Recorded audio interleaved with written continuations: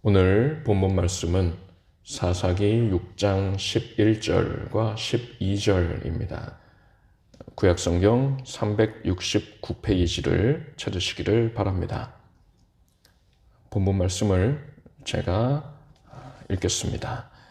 여호와의 사자가 아비에셀 사람 요아스에게 속한 오브라에 이르러 상수리 나무 아래 앉으니라. 마침 요아스의 아들 기드온이 미디안 사람에게 알리지 아니하려 하여 밀을 포도주 틀에서 타작하더니 여호와의 사자가 기드온에게 나타나 이르되 큰 용사여 여호와께서 너와 함께 하시도다. 누구에게 임하십니까? 이러한 제목으로 말씀을 드리겠습니다. 우리가 섬기는 하나님은 성부, 성자, 성령의 삼위가 일체이신 하나님이십니다. 인간을 구원하기 위한 하나님의 섭리를 구속사라고 부릅니다. 그러한 구속사에 있어서 성부, 성자, 성령님께서 두드러지게 감당을 하신 역할이 있습니다. 성부 하나님께서는 인간을 죄로부터 구원해낼 계획을 세워 주셨어요. 그리고 성자 하나님께서는 친히 이 땅에 사람이 되어 오셔서 그분이 예수님이시지요. 십자가에 못 박혀 피 흘려 죽임당하시고 부활하셨습니다. 이로써 대속의 사역을 완성하신 거예요. 그리고 성령 하나님께서는 사람들에게, 죄인들에게 이러한 대속의 은혜에 대한 믿음을 주시고 그 믿음을 지켜주셔서 사람의 구원을 이루어내고 계시는 것입니다. 그렇다면 이제 대속의 은혜를 믿게 된, 그래서 구원을 얻게 된 우리 성도들은 이제는 무엇에 집중을 해야 하는 것입니까? 바로 성령님께 온전히 인도함을 받기 위하여서 애쓰고 노력해야 되는 거예요. 성령께서 나를 더욱더 적극적으로 이끌어 주시는 것을 간절히 사모하면서 살아야 하는 것입니다. 부활하신 예수님께서 제자들에게 찾아오셔서 저희를 향하사 숨을 내쉬며 가라사대 성령을 받으라 하셨어요. 그리고 사도 바울은 성도들에게 오직 성령의 충만을 받으라 이렇게 교훈했습니다. 그래서 모든 성도들은 반드시 내가 현재 성령 충만한 상태에 있는지 혹은 그렇지 않은지에 대하여서 관심을 갖고 있어야 합니다. 만약에 내가 성령으로 충만하지 못하다면 무엇이 문제인지, 그 문제를 어떻게 해결해야 하는지에 대하여서 치열하게 고민을 해야 하는 것입니다. 저는 오늘 여러분께 우리가 성령 충만 받기 위해서는 기도 많이 해야 돼요, 성경 많이 읽어야 되고, 예배 잘 드려야 되고, 헌신해야 되고, 전도해야 돼요, 이런 말씀을 드리려는 게 아닙니다. 이건 물론 당연히 맞는 말입니다. 성령 충만을 위한 정확한 처방이다라고 할 수 있어요. 그런데 오늘 저는 이러한 내용들보다 더욱 근본적인 측면에서 우리가 성령 충만을 받기 위해 반드시 가져야 할 가장 필수적인 마음가짐에 대하여서 말씀을 드리고자 합니다. 어떤 분들은 성령 충만이 찬양을 부르거나 기도를 할 때에 감정이 고조되는 것을 뜻하는 것으로 생각을 하시기도 합니다. 그런데 이것은 성령 충만의 올바른 의미가 아니에요. 그런 식으로 감정이 고조되는 것은 유명 가수의 콘서트장에 가거나 아니면 국가대표 축구 경기를 응원할 때에도 쉽게 느낄 수 있는 감정입니다. 콘서트장이나 경기장에서 흥분이 되었다고 해서 그것을 가리켜서 은혜 받았어요, 성령 충만하네요, 이런 말을 하진 않잖아요.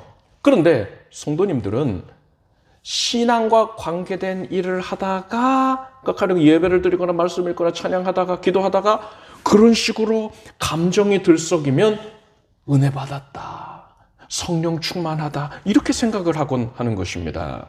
그리고 그런 잘못된 인식이 워낙 만연해 있기 때문에 설교자나 또 찬양 인도자들이 어떻게 해서든지 사람의 감정을 자극하려고, 감동을 쥐어짜내려고 노력을 하는 그런 촌극이 예배 시간에 빚어지기도 하는 것입니다. 그렇다면 진정한 의미의 성령 충만은 무엇일까요? 성령으로 충만하게 되었다라는 말의 근본적인 의미는 그 말 그대로예요. 성령님께서 성도에게 충만하게 임재해 주시는 것을 의미하는 것이지요. 이 말은 성령님이 나에게서부터 멀리 멀리 떨어져 계시다가 비로소 어느 시점에 나를 찾아와 주시는, 방문해 주시는 걸 의미하는 게 아닙니다. 고린도전서 말씀 보니까 성령으로 아니하고는 누구든지 예수를 주시라 할 수 없느니라 했습니다. 무슨 말입니까?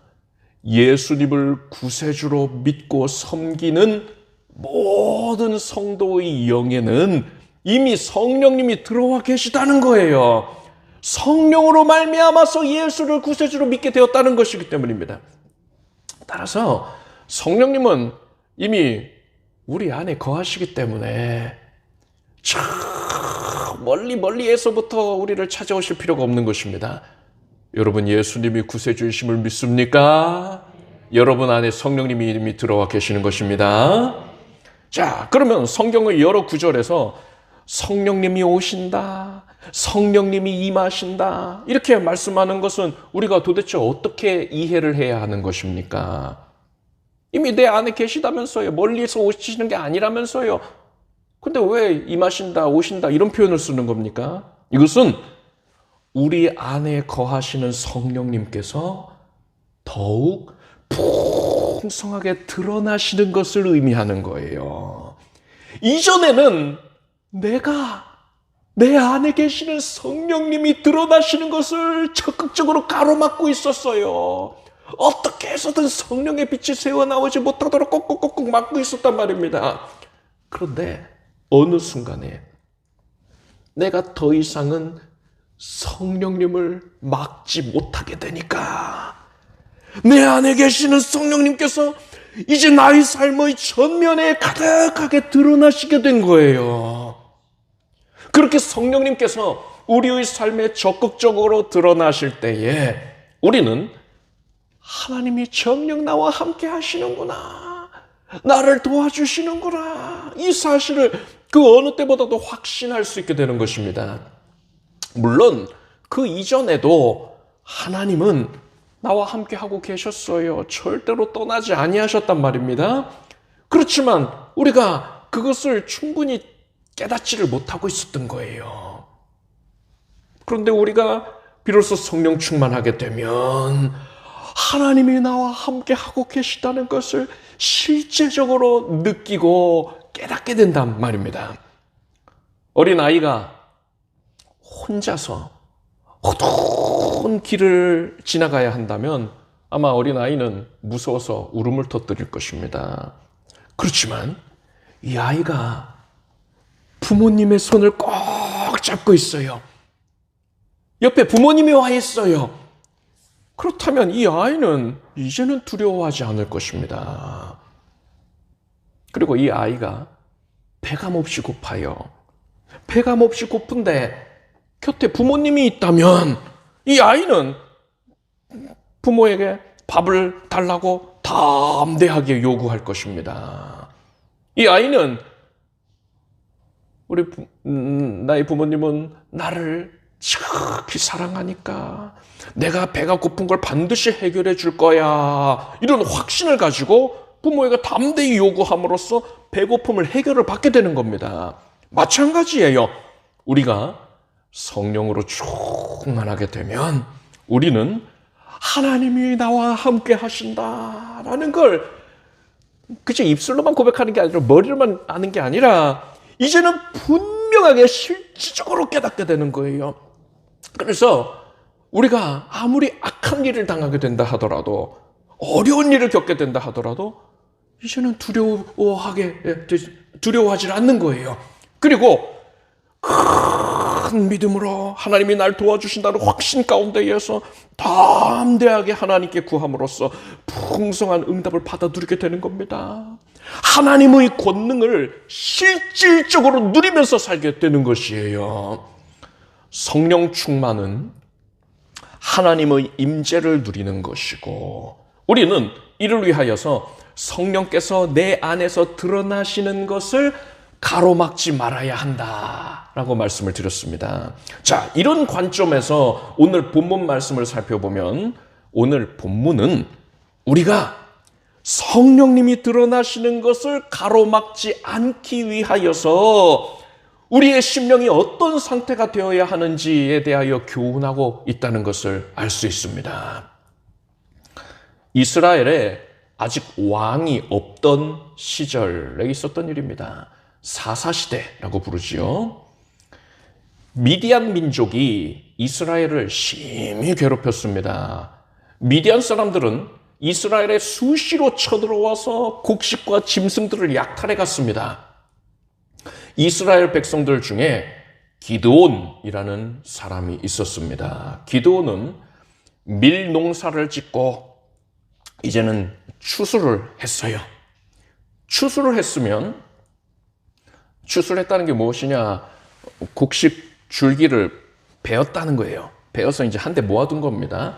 자, 추수를 했으면 이제 그 베어낸 곡식 줄기에서 나다를 떨궈내야 하지 않겠습니까? 그러니까 탈곡을 해야 된단 말이지요. 이것을 위해서는 추수한 그 밀을 넓은 타작마당에다가 널어놓고서 소에다가 타작 기계를 짊어지게 하여서 타작마당을 끌고 그 기계를 짊어지고 끌고 지나가게 하면 되는 것입니다. 그러면 탈곡이 돼요. 그런데 이런 방식으로 탈곡을 하면 미디안 사람들의 눈에 띄게 된단 말이에요. 아, 저기 추수했구나. 뺏으러 가자 하고 찾아와서 추수한 곡식들을 다 가져갈 것입니다.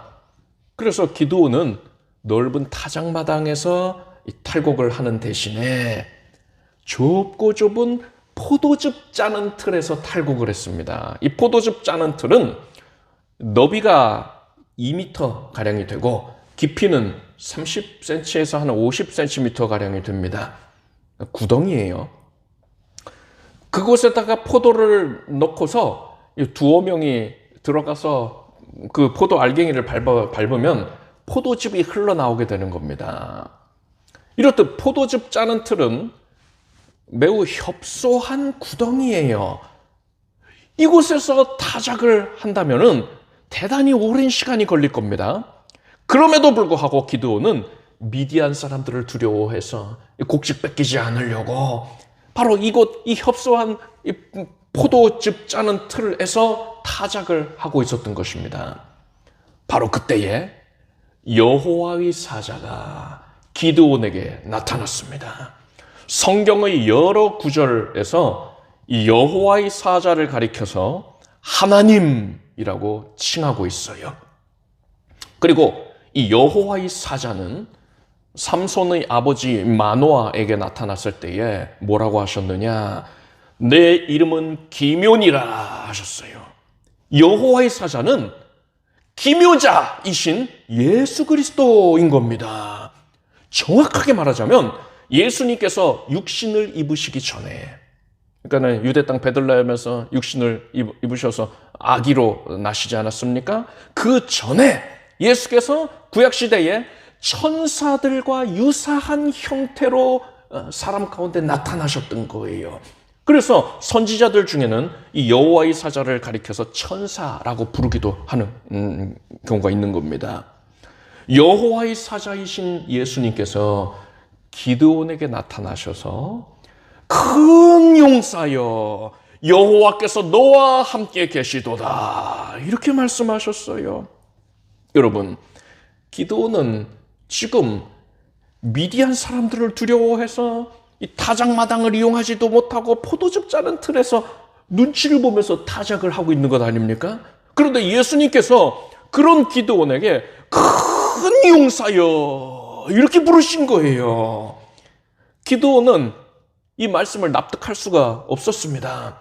그래서 기드온은 주여 내가 무엇으로 이스라엘을 구원하리이까? 보소서 나의 집은 므낫세 중에 극히 약하고 나는 내 아비 집에서 제일 작은 자니이다. 이렇게 말합니다. 기드온은 자신이 몹시 약하고 무능하기 때문에 절대로 큰 용사가 아니라고 대답을 한 것입니다. 잘못 찾아오셨네요. 이런 의미가 있는 거예요. 그러자 예수께서는 내가 반드시 너와 함께 하리니 네가 미디안 사람 치기를 한 사람을 치듯 하리라 하셨어요.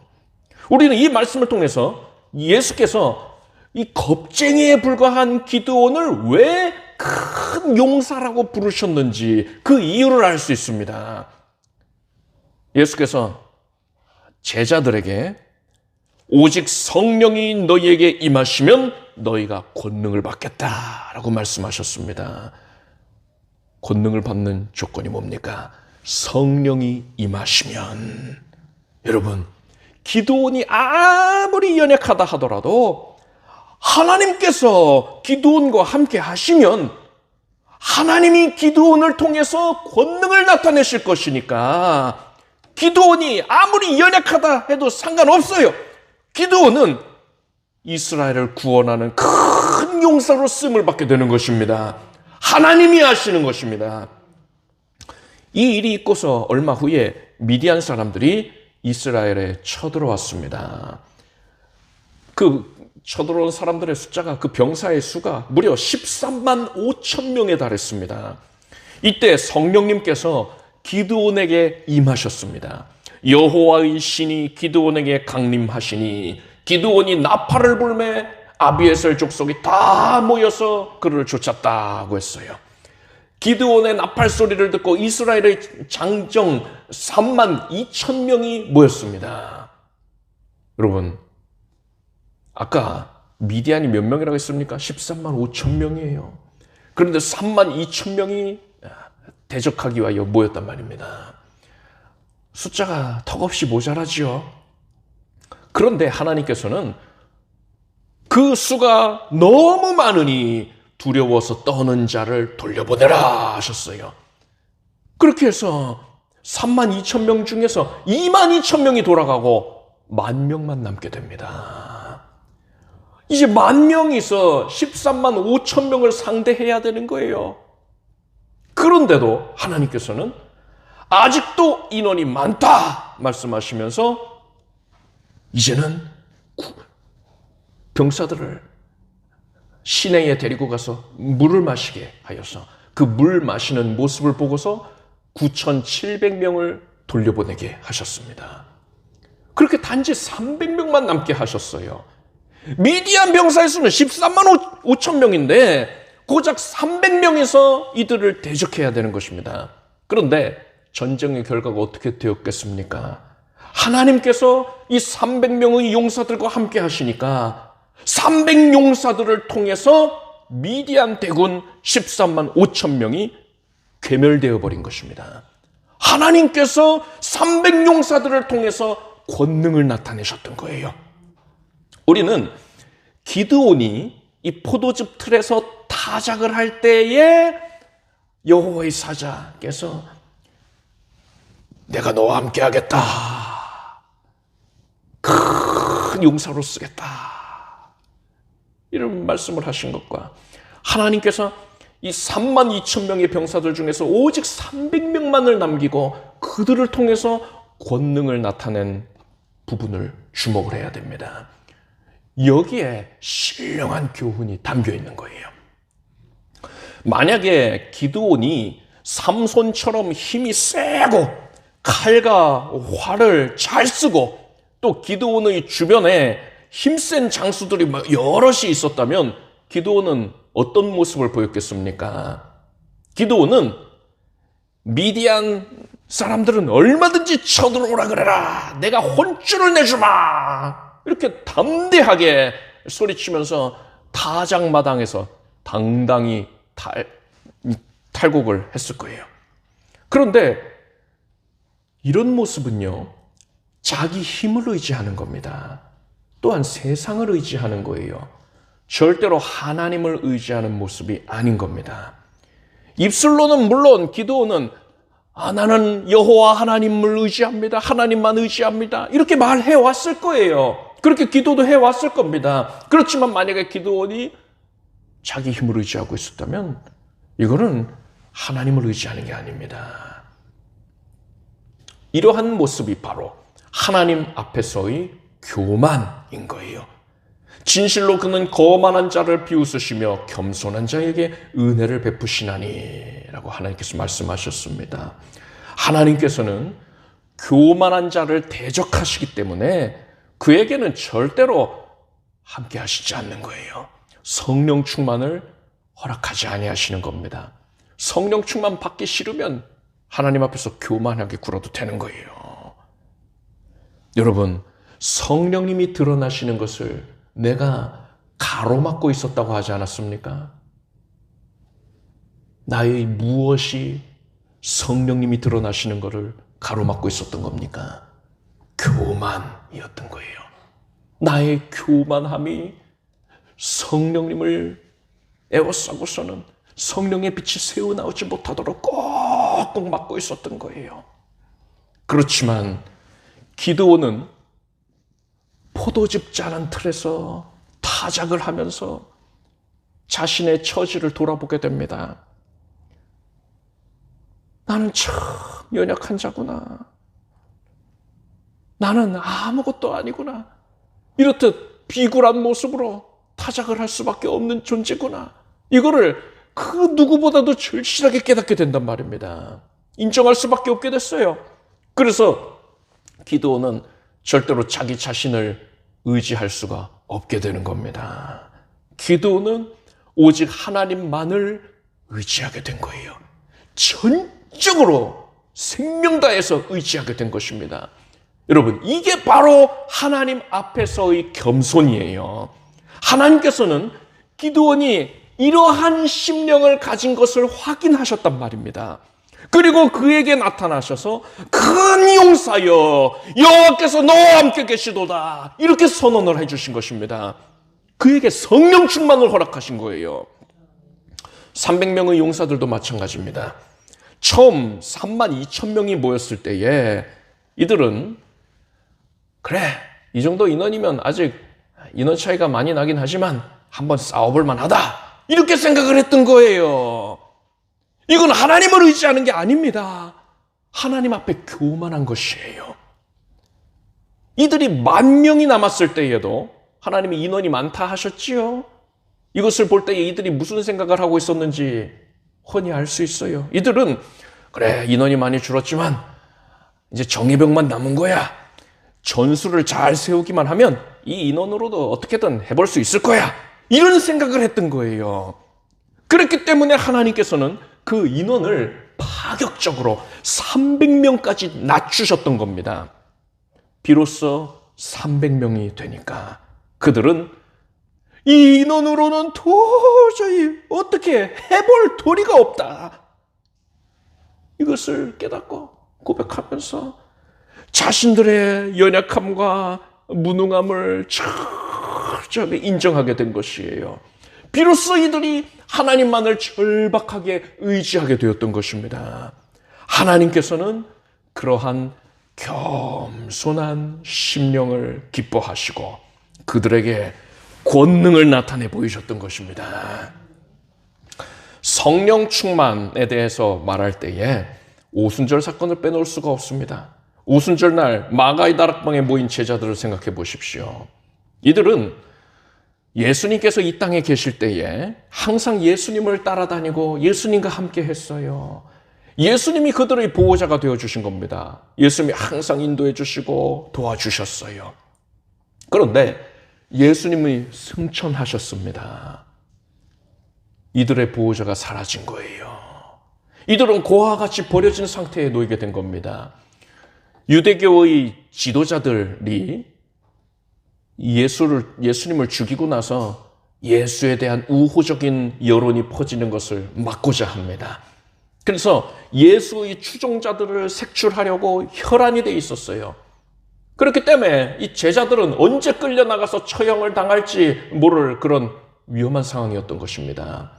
따라서 이들은 자신들의 연약함과 무능함을 철저하게 고백하면서 하나님만을 문자 그대로 생명 다해서 절박하게 의지할 수밖에 없었던 것입니다. 성령께서는 이들의 이러한 겸손한 심령을 기뻐하시고 오순절 날에 드디어 제자들에게 강림해 주셨던 것입니다. 이렇듯 성령의 충만함을 받기 위해서 우리가 가져야 할 가장 중요한 마음가짐은 바로 하나님 앞에서의 겸손이라고 할 수 있습니다. 하나님 앞에서 겸손한 마음을 갖기 위해서는 먼저 나의 무능함과 연약함을 철저하게 깨닫고 인정을 해야만 합니다. 세상 사람들은 자신의 무능함과 연약함을 깨닫게 되면 어떤 모습을 보입니까? 감정의 나락으로 빠지곤 해요. 그래, 내가 이렇지 뭐. 나는 틀렸어. 나는 안 돼. 하면서 큰 우울감에 사로잡혀서 낙심을 하고 좌절하게 되는 겁니다. 그렇지만 예수 그리스도를 믿는 성도들은 바로 이 부분에서 세상 사람들과는 차이를 보여야 돼요. 예수 믿는 자들은 자신의 연약함을 깨닫고 인정하게 되었으면 그것으로 인하여서 낙심하게 될 것이 아니라 이제는 나의 연약함으로 말미암아 하나님만을 바라보고 하나님만을 더욱 의지하기를 힘써야 하는 것입니다. 예수님께서 공생의 사역을 하실 때에 예수님께 기도를 받기 위해 찾아오는 백성들이 예수님께 어린아이들을 데리고 나왔습니다. 아마도 그런 아이들로 인해서 많이 소란스러워졌던 것 같아요. 아이들이 뛰어다니고 소리 지르고 깔깔깔깔 웃고 했던 것이지요. 그래서 제자들은 아이들을 데려온 백성들을 꾸짖었습니다. 그러자 예수께서는 어린아이들을 용납하고 내게 오는 것을 금하지 말라.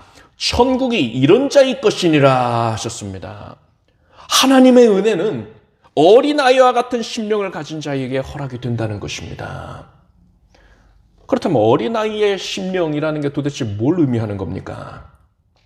어린아이의 심령은 여러 가지를 특징을 들 수 있지만 그 중에 가장 중요한 특징이 무엇이냐? 어린아이는 자신의 연약함을 인정하고 있다는 거예요. 그렇기 때문에 어린아이는 부모를 전적으로 의지한다는 겁니다. 부모에게 의존한다는 것이지요. 하나님께서는 이러한 자에게, 이렇듯 하나님을 전적으로 의지하는 자에게 은혜를 허락해 주신다는 것입니다. 여러분, 사실 우리가 구원을 받을 수 있었던 것도 우리가 어린아이와 같은 심령을 가졌기 때문이라고 할 수 있습니다. 우리는 나의 공로로는 절대 내 죄를 씻을 수가 없다는 것, 내 힘으로는 도저히 천국에 이를 수 없다는 것을 깨달았기 때문에 오직 예수의 죄 사해 주신 공로만을 의지하게 되었습니다. 이것이 바로 하나님 앞에서 어린아이와 같은 심령인 것이고 우리가 그러한 심령을 가졌기 때문에 예수님의 대속의 은혜가 우리에게 적용이 되어서 구원을 받게 된 것이지요. 하나님만을 전적으로 의지하는 자에게 하나님의 각별한 은혜가 임하는 원리는 구원에만 적용이 되고 그치는 게 아닙니다. 이 원리는 우리의 삶의 모든 부분에 항상 적용이 되는 것이에요. 그리고 이 원리는 너무나 당연하게도 우리가 성령 충만을 누리는 데에도 정확하게 적용이 되는 것입니다. 오늘은 어린이 주일이에요. 어린이 주일에는 어린아이들을 축복하라는 이러한 의미만 있는 게 아닙니다. 우리 모두가 예수님 앞에서 어린아이와 같은 심령을 갖기를 힘써야 한다는 것입니다. 그럴 때에 우리는 비로소 성령의 충만한 임재를 누릴 수 있게 되는 것입니다. 결론을 말씀드리겠습니다. 성령 충만을 받기 위해서 우리가 반드시 가져야 할 심령의 상태가 무엇입니까? 그것은 나의 연약함을 철저하게 고백하고 인정하고 오직 하나님만을 의지하는 것입니다. 여러분, 혹시 여러분이 지금 내가 너무나도 연약한 존재라는 것을 인정할 수밖에 없는 그런 상황 가운데에 처해 있지는 않습니까? 만약에 그렇다면은요, 여러분은 오히려 기뻐하게 되기를 바랍니다. 그것은 하나님께서 우리가 진실로 성령 충만해서 하나님의 권능을 누리게 하기 위하여 각별히 섭리해 주신 것이다 라고 볼 수 있어요. 만약에 내가 그러한 어려움을 겪지 아니하였다면 나는 나의 연약함을 철저하게 깨닫고 고백하지 않았을 거예요. 내가 나를 알잖아요. 얼마나 완고합니까? 나는 그러지 않은 하나님을 그토록 의지하지 않았을 거예요. 그래서 하나님께서는 내가 하나님 앞에 철저하게 순복하고 하나님만 의지하게 만들기 위하여서 그러한 어려움을 주셨던 거예요. 사도 바울이 이것을 자신의 일생을 통하여서 깨달았습니다. 그래서 사도 바울은 그러므로 내가 그리스도를 위하여 약한 것들과 능욕과 궁핍과 핍박과 곤란을 기뻐하노니 이는 내가 약할 그때에 곧 강함이니라 한 것입니다. 약하게 됐습니까? 그래서 나의 약함을 인정하고 고백할 수밖에 없게 됐습니까? 그때 하나님의 은혜가 임하는 것입니다. 하나님께서 성령으로 충만케 하고 권능을 나타내 보이시는 거예요.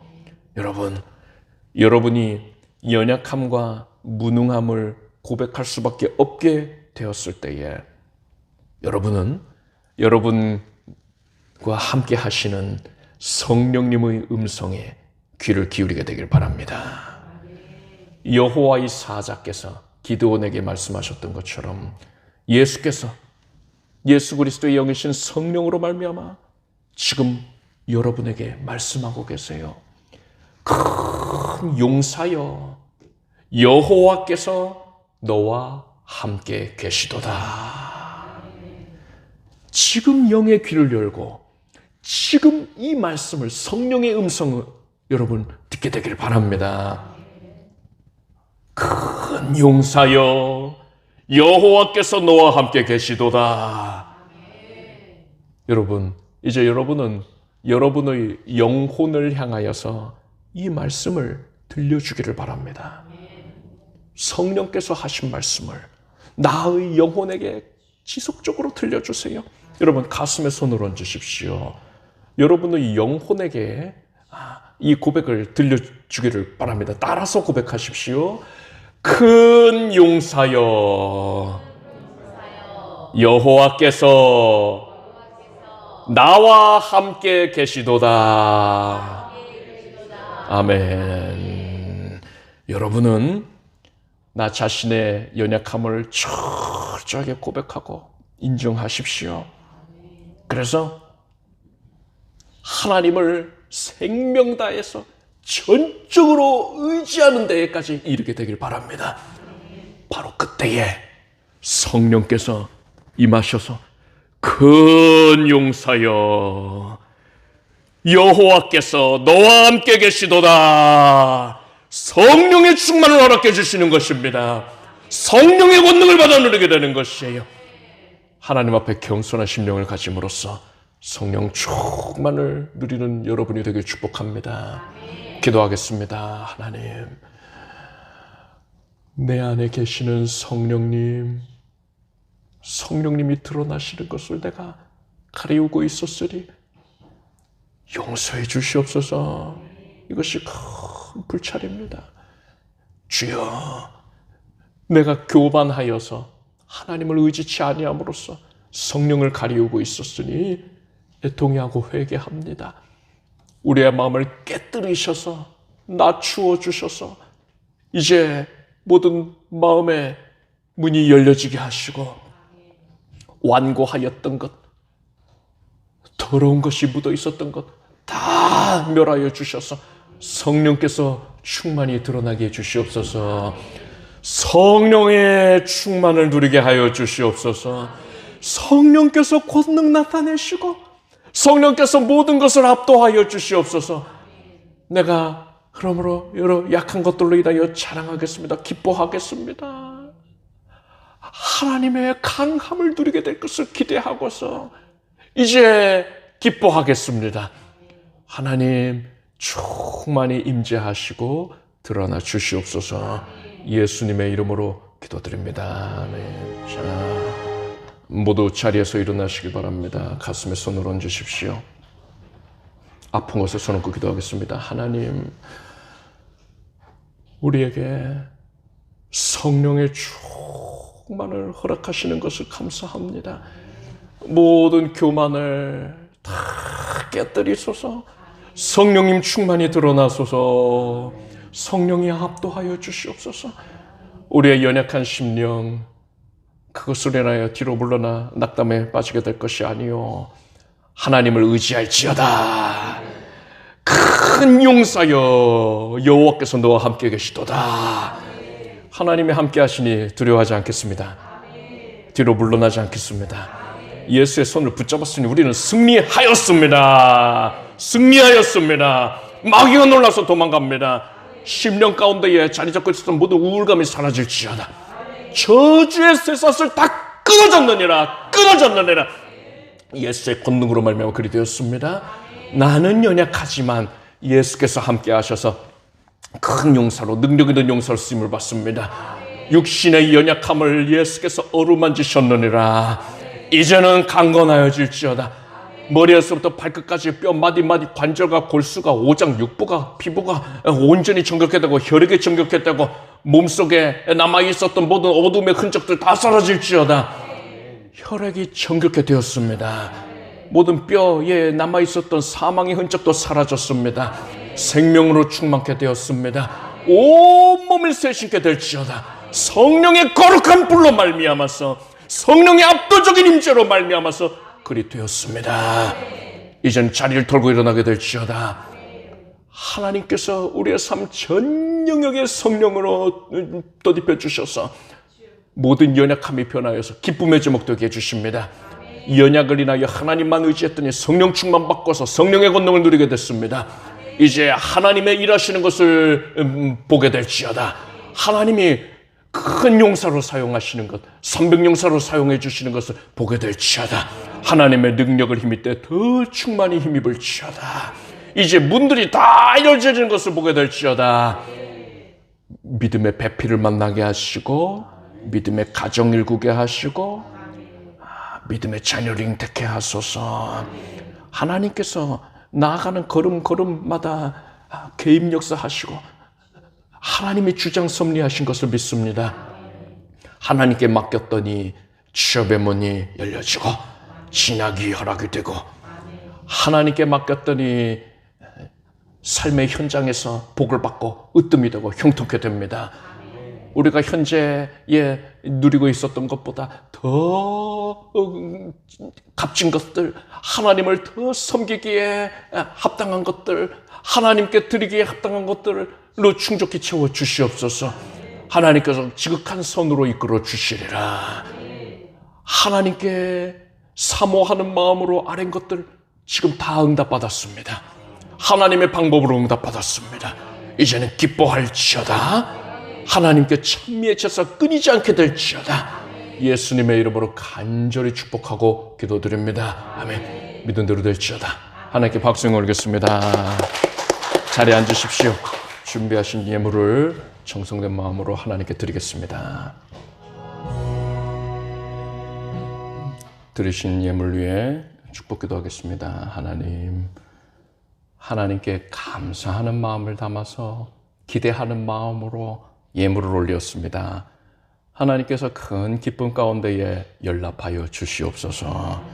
하나님께서 기쁘게 거두시었으니 하나님을 기쁘시게 하여 드린 주의 자녀들이 복을 받습니다. 응답이 넘치게 해주시고 드리고자 하는 열정이 더하여지게 해주시옵소서. 예수님의 이름으로 간절히 축복하고 기도드립니다. 아멘. 우리 주 예수 그리스도의 무한하신 은혜와 하나님 아버지의 사랑과 성령님의 교통하심이 충만케 하시는 역사가 주 앞에 겸비한 심령으로 주님만 의지하는 하나님의 자녀들 위해 영원히 함께 없시기를 축원합니다.